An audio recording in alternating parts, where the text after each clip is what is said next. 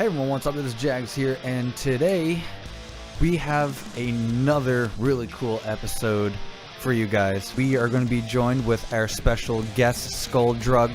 They are a punk/thrash punk band local here in Arizona. It's going to be really cool being able to talk to them. I haven't been able to talk to them in what felt like over a year now. Really cool guys. I've been to plenty of their shows before. So without further ado, let's get into this. Thank God we finally get to talk to Skull Drug. Been a long time since I've seen you guys. I don't even remember the last show I saw you guys at. I know you guys play as much as humanly possible, which kudos to you. A lot of bands can't do that. I'll tell you that. It's not easy playing shows every now and then. You get extremely exhausted, extremely tired, but somehow you guys are still alive and kicking, and that's all that matters. But just so we can get started, you gotta take Roger's age into consideration. All right.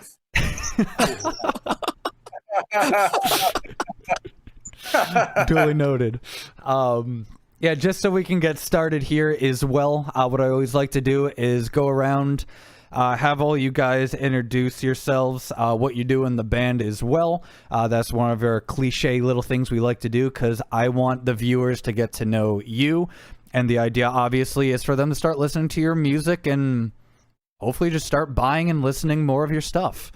So it looks like in order, I'm only going to go by first names, just so I can actually let you know what order you guys are going in. So first we got Evan. Evan Williams, lead singer, one of the guitars in Skull Drug. All right, next up we got Justin. What's up, guys? My name is Justin Waldrop, or AKA Hoon, from what everyone calls me. I do mainly backup guitars, backup vocals, and sometimes leads here and there. Next we got Roger here. Hey, I'm Roger St. John. I play bass and do backup vocals. I'm the newest member, not the original bass player. I was #1 fan and got to join my favorite band. So I'm still living the dream, man. Playing with Skull Drug, coolest band. Last but not least, we got the beautiful Wyatt here. What's up, man? I'm Wyatt. I play drums for Skull Drug. Just to get a basic understanding of your band here for Skull Drug, how did Skull Drug come to be? Was it something that was originally just started up by one of you? Like you said, I know Roger's fairly new here as well, but just listen and hear a little bit about the beginning history of Skull Drug. I'll take this one. I had played in 2 bands in high school, and then I stopped playing in bands for maybe like a couple years. And then Wyatt wanted to start up a project. So it started as just like him and I together. And then our original bassist, I had met at this house that I ended up living at for a little bit, like this crazy punk house here in Tempe. So he came over and started jamming with us. And then actually Hoon's not even our original good other guitarist either. We had another guitarist that our original bassist Butch introduced us to, who was Jimmy. So after Butch was jamming with us for a couple months, he was like, hey, my buddy Jimmy wants to come over and jam with us. Just see what happens. And so then it was Wyatt and I. We're the 2 original members in the band right now. And then Butch and Jimmy, they were coming over and we were writing songs. Eventually, Jimmy decided that he wanted to move back to Hawaii with his kid and his girlfriend. So then we got Hoon. And then around 2015, I believe, then Butch he was moving back towards the Midwest. And so we picked up Roger, and we started jamming. The name Skull Drug came up because we were trying to figure out a name. When we first started, and it was the original 4 of us, there was this place, Goat Head Saloon, that's right by Sunsplash. Well, was by Sunsplash at Country Club in the 60 basically. And we used to go play open mics there for our first few shows. And we would just sign on the list as we'd play as 4 dudes, and then we'd play as 4 drunk dudes. Never had a name. And Wyatt was telling a story one time about how he was like, wrestling our friend in this backyard, and he said, I skull drug his ass all over the backyard. Which I And did. Butch, our original bassist, was like, Skull Drug, that's a great name for a band. And so we had decided on Skull Drug, and then there was about another 3 or 4 months where everyone was like, no, that sounds kind of stupid. And I was like, I don't know, it sounds like a pretty badass band name. And then we still couldn't come up with anything. And I was like, I'm telling you, this Skull Drug name is pretty tight. And so we ended up just settling on that. So yeah, I mean, that's kind of like the beginnings of the band. Just real quick, I lost Justin here. All right, so we have Justin's video kind of back. His webcam is throwing its own rave party, so please please excuse that. If it bothers you guys, then you know what, you can just listen. You know, we're just gonna be sitting here chilling. It's okay. It's an interview session. It's more of like a podcast, so you're here to listen with your ears. You don't have to listen with your eyes. Since we talked a little bit more about the beginning here of Skull Drug, let's just get right more into just the music in general. The very first thing that pops up here on Spotify is an album from 2011 called Sensory Overload. It looks like, it looks like a 3-song EP you guys released? Yeah, and that was with the original lineup.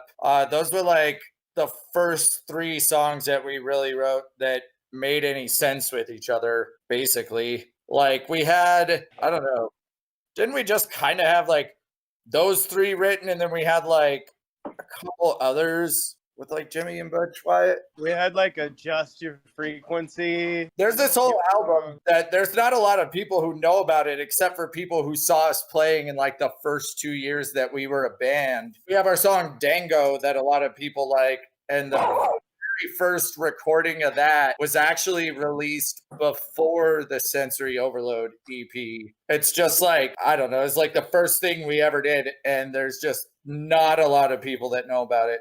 I've been talking about trying to maybe re-release it sometime with something just as like a here you go, just because like nobody's ever heard it. Because man, I don't know, I did find an old ass music from bands that I like. That's some old ass music. 10 years, fucking 10 years.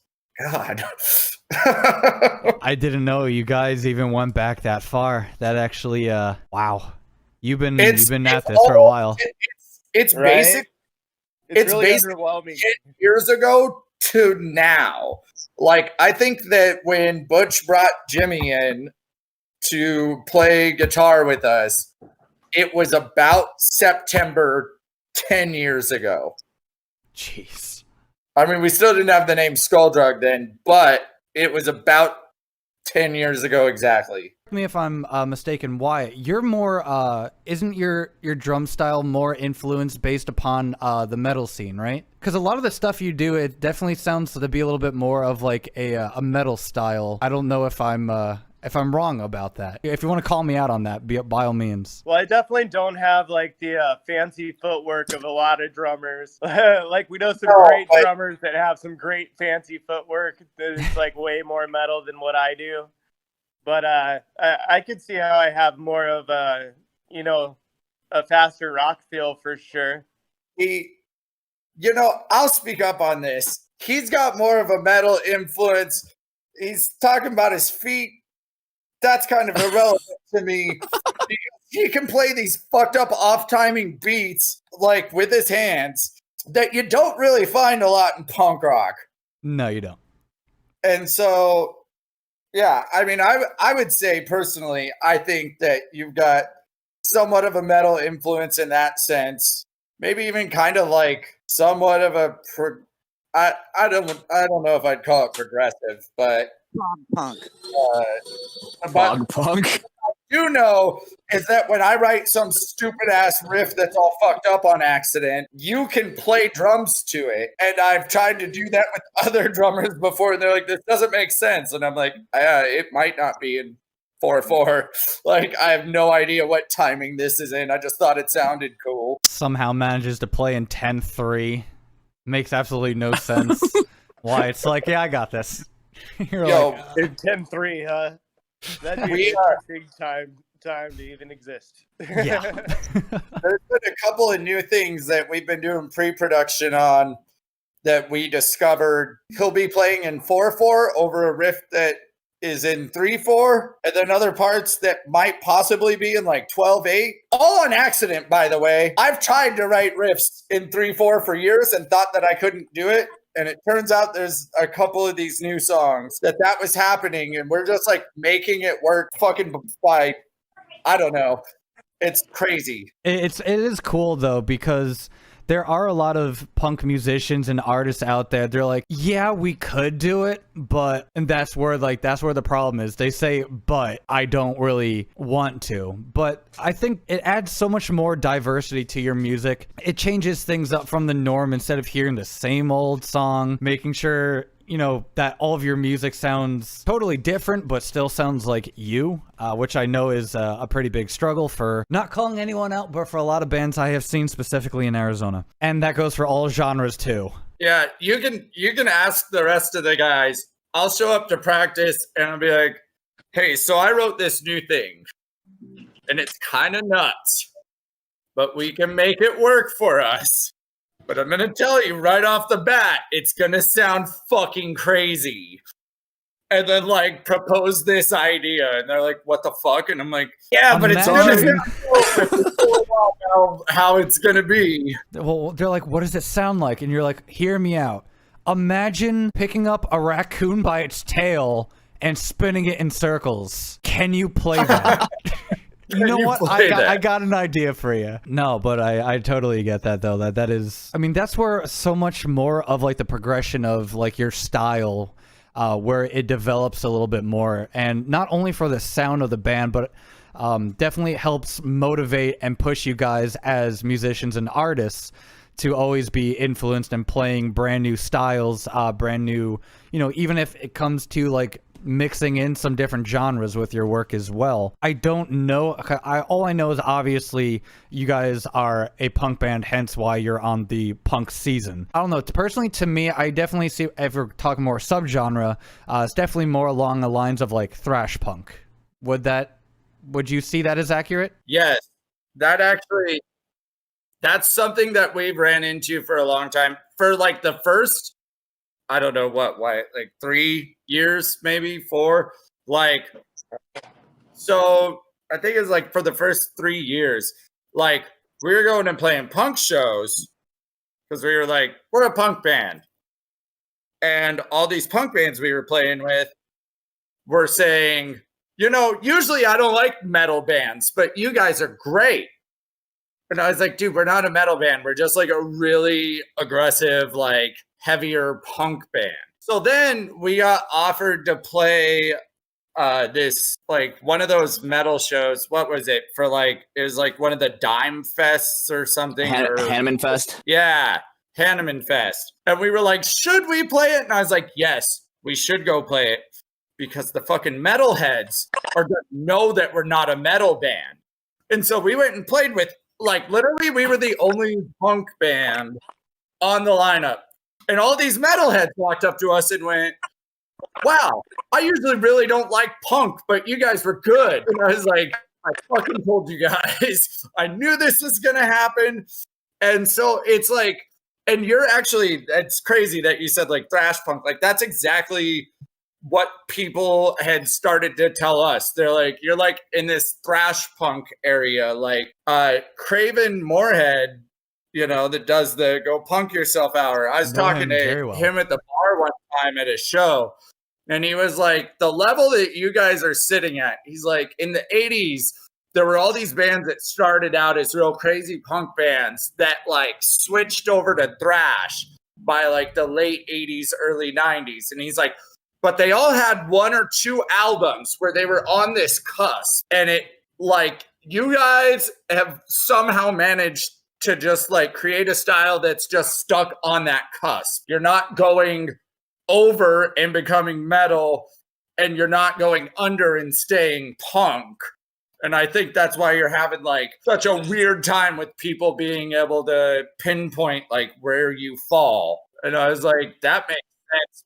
That's a lot of what I like. I really enjoy that. Like these punk bands that switched over to thrash, but like he's right, there are like 1 or 2 albums by him that are like the transition period that are like gold. So yeah, I mean, and we all like personally have a lot of different influences. Like That's true. I mean, Hoon plays in like what kind of metal would you call All in Agony? We're like, I don't know, because like we've got some metalcore riffs, but we've also got some thrash riffs. We've also got some like black metal riffs, so it's kind of all in one. I don't really know what to call it. Thrash metalcore? I don't know. I think I've seen your metal band once, actually. I don't remember which metal show it was, but I remember actually seeing you guys maybe play. at one of those nights at Pub Rock. I feel like it was just some local show they put together, and I think I was filming that night too, actually, for a band. I don't remember.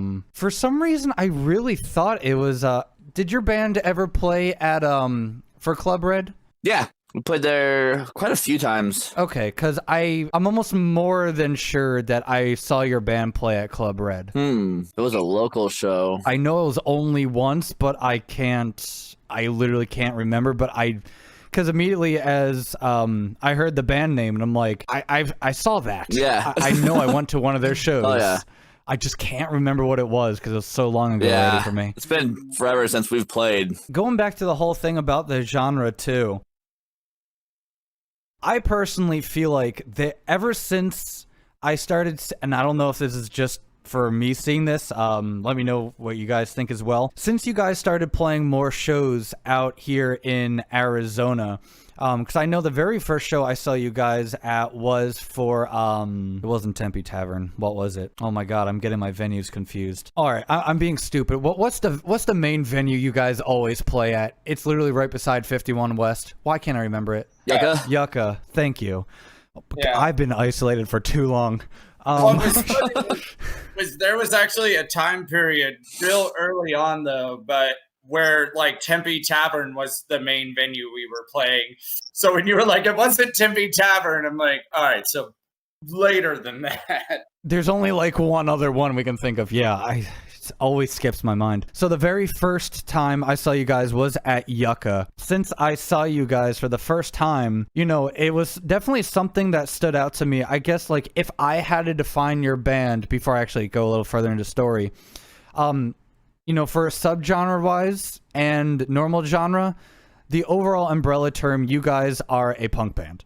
You do have a very subtle crust punk to it, and a lot of people will be like, well, what is that? It's a subgenre, man. There's thousands of subgenres of punk. It's exactly what you think it is, I guess. You definitely have... No, go ahead. Sorry, man. Way more crusty on tour. I could really hear you, Roger. I said we get way more crusty on tour. I mean, like physically. I don't know if that's a good thing or if I should say gross. Maybe both. Like, so our like me and our original bassist were like super into crust punk. Like I still am. So like there is that influence there that comes in, you know, when it gets heavier in a not metal way. That's definitely because I still enjoyed the shit out of crust punk. I'd say maybe even too, like with some of the stuff that like I've written personally, some of the songs, it's kind of got like a hardcore punk type of feel to it too. Yeah, definitely. You can definitely hear there's a little bit more of like hardcore, but like the style you play it's just so, and I mean this in a good way, it's more bizarre to me because you have such a clash of different genres that are so similar, but you can pick out all the different little influences of your band and what you guys listen to. It's so weird because normally you hear a band, you're like, all right, yep, you're a pop punk band, and it's like you're pop and you're punk, and like that's it. That does not apply to you guys. You guys go as far as like punk. There's hardcore, like I said, thrash punk, crust punk. You have more of like metal influence in there as well, but you also have very like microscopic versions of subgenres of metal itself. And you keep on listening to it and you're like, I've never heard a band that somehow found a way to incorporate 15 different styles and still sounds good. Like, how the hell do you manage to even get to that point? I mean, I don't know if you guys have to say. Personally, I try to make that a point to like mash it together in a way that it doesn't sound bad, you know. I mean, Yeah, that's kind of what I was gonna say with it. yeah. Also, like, and to be totally honest with you, if I'm writing a song, usually I'm trying to write a song that I want to hear. I'm not trying to write a song that I think other people will want to hear. I'll be like, this sounds tight to me. And then like, I feel lucky that other people enjoy that, because I'll go through that and I'm like, you know, if people think it sucked, then whatever. But like, I want to try to write stuff that like I think I would want to hear, and I just feel lucky that other people also like enjoy hearing that, especially with all that mashed together, you know. I would say to add on to that, we don't try to write to a certain style either, or like a certain sound. I mean, I know like there's been times where like Evan and I are jamming, and some of the stuff that we play, we're just like, that sounds tight. Let's see if we can use it. And then we go with it. If it works, we keep it. It works. If not, they're like, nope, toss that one out. Like, well, thought that was going to be good, Nope, that but one sucks. Do it turns again. out it sucks. Before I continue on this conversation, there is one thing I do want to say. This is more of a serious thing. I did just find out today that it is Billy Russell's birthday. And he is definitely someone I dearly, dearly miss. I played so many shows with him. Thinking about it literally just always makes my eyes tear up. I just saw that on Facebook today, and the very last event, if I remember, I think you guys actually did do. You played at Yucca for his one of his shows. Actually, I know there was like a 2-day event. I think it turned into a 3 or 4-day event eventually. I actually went ahead and filmed that entire thing, and I still look back at that video, and my God, like, dude, I me too. miss that man terribly. It's like, I'm kind of getting chills right now. But, Yeah, same here, man. It's insane. Like, so I mentioned at the beginning of this how I was like playing in these 2 bands in high school. Like, one of them was a punk band and one of them was a thrash metal band. So it's kind of funny that Skulldug's just kind of a mix of that. But the punk band that I played with, we had played with Contradiction 12 years ago, right? And then I mentioned that I didn't play in a band for like 2 years. And when we started Skulldug and had like a Reverb Nation and stuff, I was living with Wyatt at the time. And I remember Wyatt one day was like, hey, somebody just sent us a message on Reverb Nation asking if this was Evan from Monkey Bomb. And I was like, what?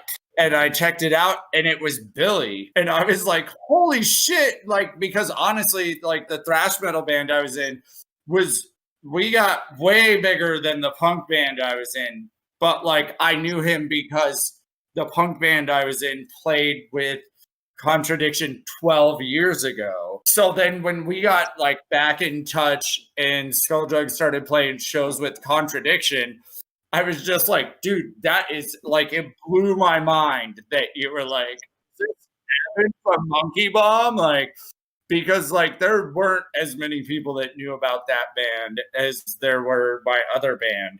So we just like linked back up right away, and it was like tight. And yeah, dude, it was like 3 a.m. this morning. Like I saw that. And dude, Billy killed it writing songs, and he could write a shit ton of songs. Like you look at their albums and they're like 18 songs long. Like, and it's not like it's filled with bullshit either. But yeah, I definitely just wanted to take a little second or minute there to definitely remember him, because he was a very huge influence for a lot of the Arizona punk scene out here, and you know, gotta always remember our brothers, man. Shout out to you, Billy. We miss you, man. But speaking of contradiction, I went ahead and the number one related related bands to you guys that I'm looking up on Spotify, which I love looking up. The very first band that comes up is Contradiction. No shit. Oh shit. Yeah, it is the number one recommended for your band. It's like fans also like number one, Contradiction. Fuck yeah. That's tight. I like to read these out because I always find it interesting. So the next band, similar to you guys, We Might Be Wasted, Birth of Monsters, Asswipe Junkies. Yes, YouTube, I'm allowed to say that. FOL, TV Tragedy, Krovac, The Line Cutters. That's actually really cool. Yeah. Then the boys. Rundown Roommates. Obviously, Alex Squared, F-. I haven't heard of them before. Isn't even a local band. That's nuts. They're on Hellcat Records. Well, at least they were for a while. They did that split with the Crack Rock Steady 7. Crack Rock Steady 7 was Leftover Crack released Mediocre Generica, which was supposed to be called Shoot Up the Kids at School. And then they wanted to leave Hellcat Records because like they had to ditch like 3 songs from the album and they couldn't call it the title they wanted to. They released that and then like they went and made up this new band, the Crack Rock Steady 7, and it's like this split album where I think like both bands have like 5 songs or something. But F- is on the other side of the Crack Rock Steady 7 split. It looks like there's 3 other bands here that fans also like if they listen to you. We got Star Fucking Hipsters. Once again, YouTube. It's a band name. Get over yourself.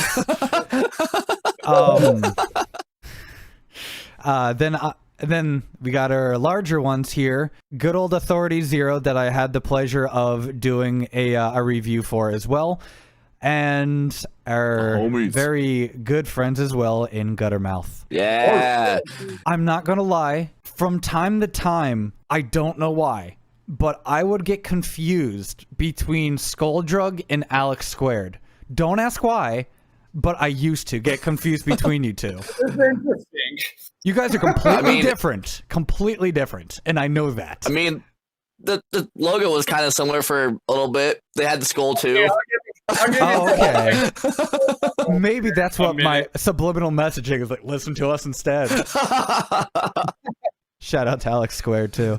No, I'll say like there's been times where like there's definitely some like vocal similarities between Evan and Gio. I've heard for sure. I don't know, man. Isn't there like guitar similarities too? Like, He's specifically a for good you? singer, but I don't hear any vocal similarities necessarily. I don't think it had to do with like music. For some reason, I just got you guys confused, and I'm like, I don't know how. It's a completely different band altogether. But yeah, that's really cool to see all these different bands that you guys are related to. I love going through them. Roger, did you have a question? I just want to mention that, we can't ignore the fact that there's a long-standing accusation that we are just a NoFX cover band. Okay, I am glad. Hold on. I am so glad you brought that up. I've heard so many people be like, okay, dude, you filmed every single, like, almost every local band out here, right? And I'm like, sure, yeah, maybe. And they're like, okay, Evan. And I'm like, yeah, what about him? And he's like, does he think he's Fat Mike or something? And I'm like, I have no idea. He's It's so inspired annoying. by the man. The man's a genius as far as marketing and doing everything he does. NoFX is a fantastic band. So you know what? With that being said, you might as well just become a fan of him too and just listen and buy all of his stuff. Dude, there was even a picture. There's even a picture on Instagram from when NoFX was playing, and it almost matched Evan and I because it was Eric Melvin and Fat Mike. And I got with Evan one day. I was like, look at this fucking picture, dude. It's almost the exact same thing. Did you guys wear the exact same dress? Here's the other thing. before Fat Mike was like publicly wearing Who wore better? wearing dresses to shows, and then like 2 years later, Fat Mike started publicly wearing dresses to shows, and everyone was like, "Oh, look at you being like Fat Mike again!" And I was like, "Yo, I was doing this for like 2 years before like he was publicly doing it."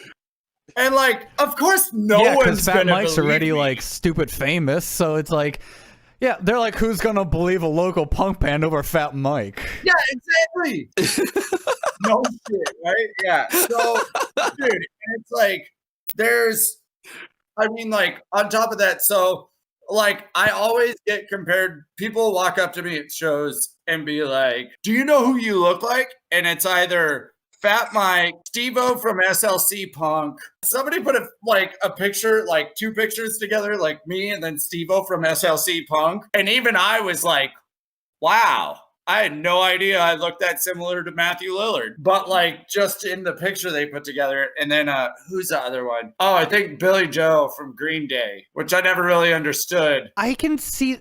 I mean, I can kind of see that maybe, like maybe in the fact that like your stage presence, maybe. I don't know. They've related it to the way that I look when I sing. Whenever people have told me that I look like Billy Joe, they're like, "You look like Billy Joe when you're up there singing." Now the whole No Effects thing is segue into the time that we opened up for No Effects at the big Punk and Drublic Festival. So being the No Effects cover band came with its advantages.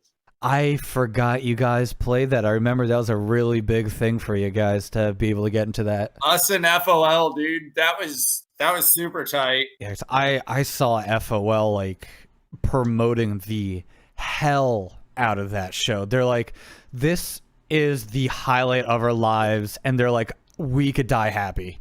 And I was like, but you can go further than that. Like that's what I was thinking. Like, so I'd always been like, well, that was like kind of step one for me was like, I would love to open for like No Effects. And it's like, not only did we get to open for No Effects, we got to open for No Effects, Bad Religion, Authority Zero, Gutter Mouth, like that was huge. Gold but like Digger. also like my further goal is like, yeah, and then I want to tour the world.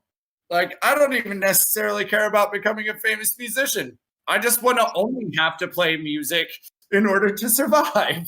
You guys have, if I remember correctly, I think there was a small little recap video of that show, or maybe it was like a photo or something. I'm pretty sure there's a recap video too somewhere. I remember seeing the crowd for you guys. You guys had a hell of a crowd. Dude, yeah, it was actually nuts. We were I remember we were on stage and we were doing our song "Say It Again" from the Simple Life album. And when we practiced, I was like, okay, like I'll yell out to the crowd, like, all right, so you guys are gonna yell, "Say it again, say it again." I'm gonna get them riled up, and then like we'll come in later after this, like I'll get them to shout back. I didn't even have to do it as long as we planned on.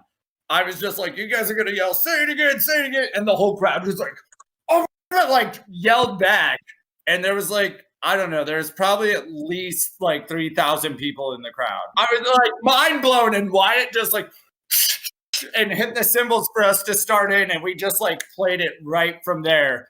And I was like, whoa. And that's when you realized when you had like a 25-minute to a half an hour set and you finished in 5 minutes.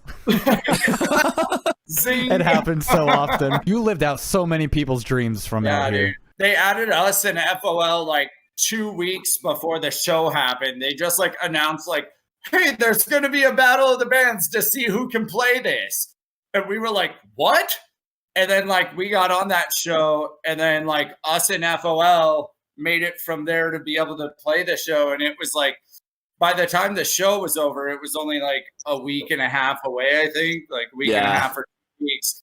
And we were just like, oh my God. So I'd just like to take this moment to say thank you to Craven Moorhead and Nancy Stevens from 98 KUPD and Go Punk Yourself. Because, they were the ones that put on those Battle of the Bands and stuff. So without them finding those slots and, getting that show here and build, then, that show never would have happened for the city of Phoenix. So definitely appreciate the work on that. By any chance, while you were playing that show, did you get mistaken for Fat Mike?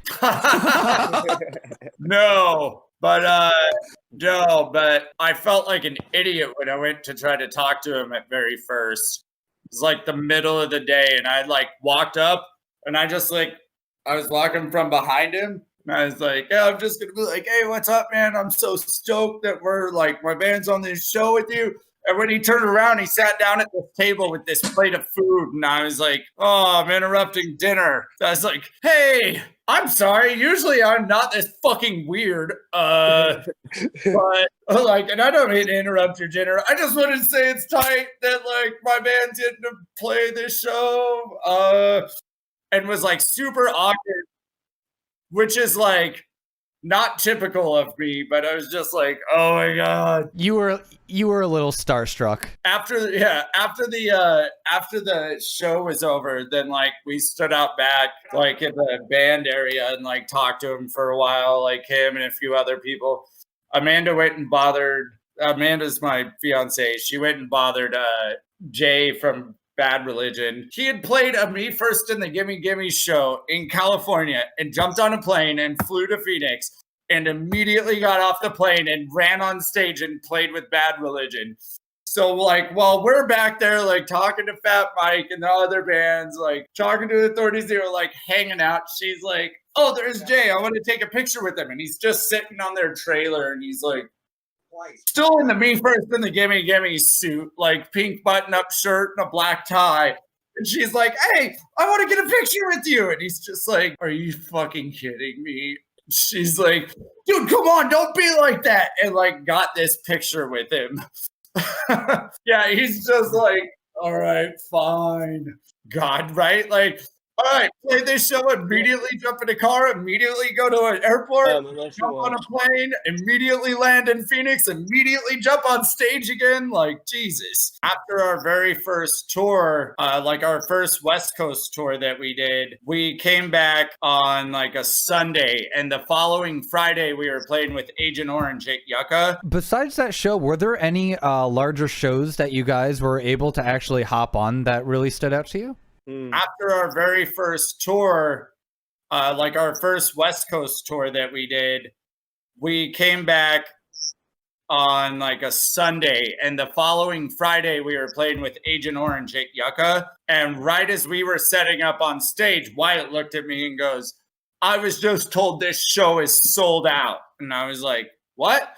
So I turned around from the stage at the Yucca and I looked, and Yucca has that door that goes to the lounge side. That door was open with people like overflowing into the other side of the venue. And all around that bar where the stage is, it was people shoulder to shoulder. And I was like, wow, I actually don't know if I've ever seen Yucca this packed before. So like, I mean, that was another one that was super tight to play. Just because, like, right as we got on stage, they were like, yeah, we just sold the last ticket for the show. And we're like, huh, what? So that was pretty tight. Are there any future plans actually coming out for you guys right now? Yeah, we're actually currently in the studio.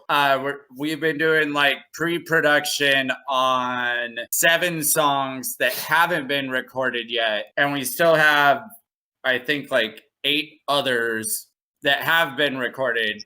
But so we're doing pre-production on these 7 new songs. And, originally we planned on releasing this whole new full album on 9/11, but the pandemic kind of threw a wrench into that because we weren't able to practice for about, 6 months, 5 months? Kind of put a pause on that. So, but like, we're still going to release it. Like, we'll probably be getting into actually record really soon. So, I mean, it'll be released before the end of the year for sure. We've got music videos that are in the works. That was a question I was actually about to ask too, if there's any music video plans for you guys as well. Yeah, we've got like 1 music video in the works right now. After we record these next 7 songs, probably going to try to work on another one to release. And then after that, I mean, being stuck inside, not being able to do much for so long. We're like trying to focus on just getting this whole album out right now. But after that, I've already got a couple things, like a couple new songs written. I know that Hoon's been showing me he's got different riffs written for some songs. So like past releasing this new album, I think that, we will still be able to be releasing at a quicker pace instead of like letting so much time go on between. We'll still have more stuff to release constantly, which is kind of like what I want to stick to. Real quick, I wanted to comment on having the difficulty with creativity since everyone's been kind of locked inside. I can still write riffs and stuff. That's all fine. But like as far as trying to write lyrics, when you're just like stuck inside by yourself, like you're like, what's inspiring you? Like, what are you doing to do this? It's caused a little bit of, a halt. Well, not a halt, but like it's made it difficult. Usually it's like, oh yeah, like obviously this, like I just saw this, blah, blah, blah, blah, blah. Like now it's like, I've been inside for so long. With that being said, that's actually a really important, lesson to really take into consideration as well, is because a lot of people, specifically for artists, hence the reason why I'm doing the Sound Off series for my channel, is because the way things are right now, there's so many bands that feel so unbelievably discouraged because they can't do what they love to do, being musicians, being artists. We strive to create. Without creation, like we feel kind of empty, I guess you would say. But it's really nice to know that like we aren't the only ones going through this. Literally every single band experiences the exact same thing, literally to a T. As a guitarist, it's not difficult to come up with riffs. Like, guitar is, within reason, limitless. You can always come up with really cool new fancy techniques, ideas, to perfect your skills, but once it comes down to really getting down with, like, you have a really cool guitar part, and this is something I was experiencing a couple days ago. I figured out a guitar part that I love. And I was like, this is so cool. I shared it with my brother, and I'm like, I'm working on this. This is going to be a brand new song for our brand new EP that I'm trying to record from home, which is going to be interesting because I've never done that before. That part was awesome. But then like you mentioned before, I'm getting into the process of trying to write lyrics, and I'm looking at my computer screen. I'm like, am I stupid? Like, I can't think of a single, like, nothing sounds catchy. Like, I could have one thing, like, I could have, like, paragraphs out, because I kind of write more of, like, in a style of, like, a journal entry almost, because that's just how my brother taught me to write. And I go through all these different things. I also write a little bit more poetic since I write a lot of poetry. And I try combining the two different styles together, and that's how I write now. But it's so weird because I can have an entire thing. I'll be like, one day I'll be like, this is brilliant. I think I am like a genius at what I just wrote. And I look back the next day, I'm like, this is garbage. I hate it. This deserves to be burned. And it's so difficult to keep that mindset. Yeah, we've been doing this for about an hour and 50 minutes now, so that is actually perfect. All right, so we're going to wrap up here. So once again, thank you guys for taking the time to go ahead and do this. It's been really cool being able to talk to you guys. You know, keep making music and keep playing shows and keep rocking out, my dudes. And until next time, absolutely, dude. Hope to hopefully talk to you guys in the future soon. Oh, definitely. Yeah, dude, that'd be tight. That'd be tight. Let us know. Yeah, will do. All right, talk to you guys later. All right, later, homie.